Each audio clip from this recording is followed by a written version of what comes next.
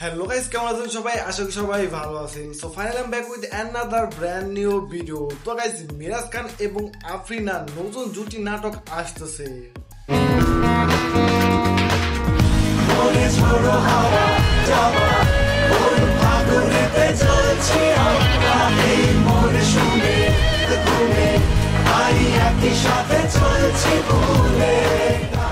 তো মিরাজ খানের এই নতুন জুটিতে এই নতুন নাটক দেখার জন্য কে কে এক্সাইটেড অবশ্যই ভিডিওটিতে লাইক দিয়ে কমেন্ট করে আপনার মতামত জানিয়ে দিবেন।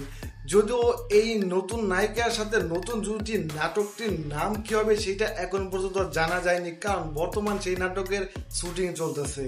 শুধু তাই নয়, মিরাজ খানের আরো একটা নতুন নাটক আসতেছে, যেই নাটকটার নাম হতে যাচ্ছে তিন বউ এক স্বামী। মানে মিরাজ খানের তিনটা বউ থাকবে এবং মিরাজ খান একাই থাকবে। তো মিরাজ খানের এই নতুন নাটকগুলোর জন্য কে কে এক্সাইটেড অবশ্যই ভিডিওটিতে লাইক দিয়ে কমেন্ট করে আপনার মতামত জানিয়ে দিবে।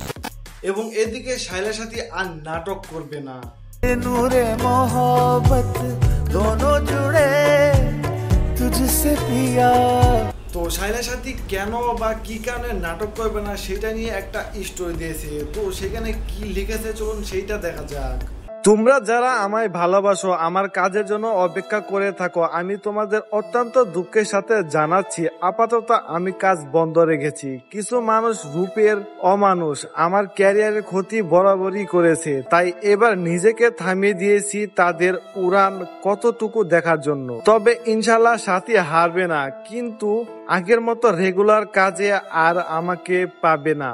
আমি আমার জীবনের কিছু পরিবর্তন আনতে চেষ্টা করছি।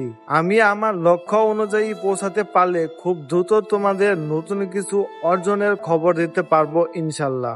তো শায়লা সাথীর এই স্টোরিটা নিয়ে আপনার কি মতামত অবশ্যই কমেন্ট করে জানিয়ে দিবেন।